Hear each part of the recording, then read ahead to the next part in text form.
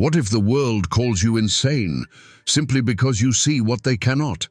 What if freedom lies in dancing to a music only you can hear?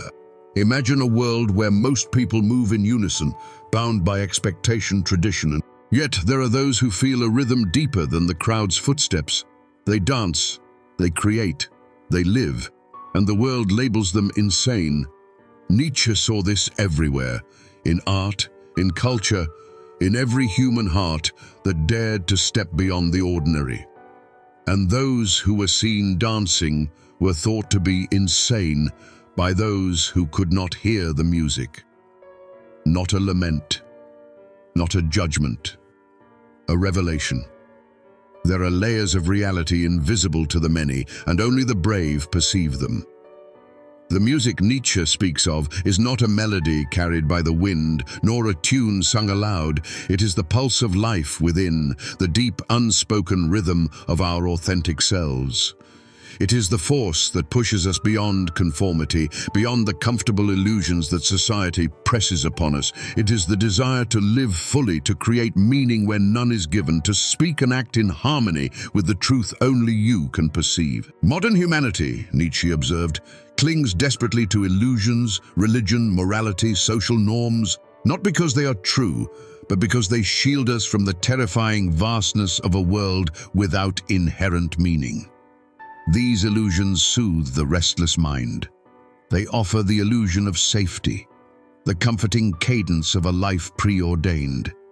Yet within this comfort lies subtle imprisonment, chains woven from unquestioned beliefs, routines, and expectations. To hear your own music and to dance to it is to embrace chaos, to step boldly into a freedom that many fear.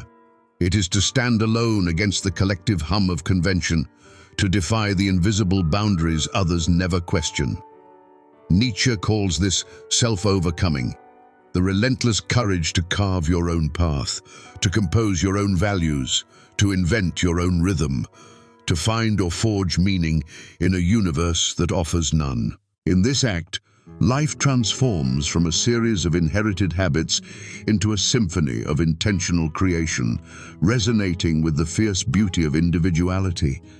The dancer feels a surge of joy, a raw vitality coursing through every fiber of their being, a fleeting brush with transcendence that lifts them beyond ordinary existence. It is a joy that cannot be measured, a rhythm that cannot be taught, a freedom that cannot be borrowed. Yet this ecstasy is inseparable from isolation. The music that animates them, the unique cadence of their inner life, is inaudible to others. It separates them from conformity, from the hollow comfort of collective approval, from the well-worn paths that society praises as safe and normal. This is Nietzsche's paradox. The most profound experiences of life, the creation of meaning, the cultivation of beauty, the daring pursuit of greatness, often appear mad to the eyes of the world. What others call eccentricity, rebellion, or lunacy is in truth the brave articulation of life lived authentically. To embrace one's own music is to risk ridicule, misunderstanding, even alienation, because the world has grown comfortable with the familiar, the predictable, the borrowed. Yet within this tension between isolation and vitality lies the secret of self-overcoming. To discover that the very act of dancing to your own inner rhythm is not only liberation, it is the essence of what it means to be fully alive. But here's the challenge. The music of freedom comes at a price.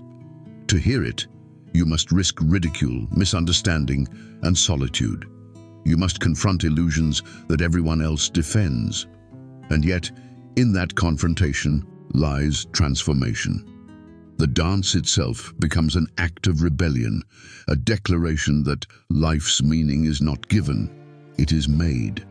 Nietzsche does not demand that we reject all illusions, nor does he promise that life is easier without them. Rather, he challenges us to discern, to see clearly the structures we have inherited, the narratives we have absorbed, and the comforts we have clung to. Some illusions may sustain us, offering warmth or hope. Others must be shattered, for they imprison rather than inspire. Still, others must be transcended, left behind as relics of a world that no longer serves the flourishing of the self. The dancer is not insane. The dancer is awake, alert to the tremors beneath the surface of convention, attuned to the subtle rhythms of life that others cannot hear.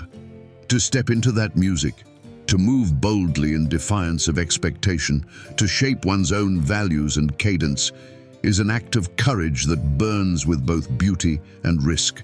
It is a rebellion against the numbing gravity of conformity, and yet it is also an intimate embrace of existence itself. To live fully, to create freely, to dance to your own music is not merely an act, it is the essence of Nietzschean freedom, a luminous affirmation of life in the face of chaos, a deliberate, ecstatic shaping of one's own destiny. Perhaps those who call you mad cannot hear your music, but that does not make it any less real. Illusions comfort the many. Music awakens the few. To hear it, to follow it, is to step into life as it truly is, beautiful, chaotic, demanding, and free. What is your invisible music? Comment below and watch the full video to discover how to dance to it.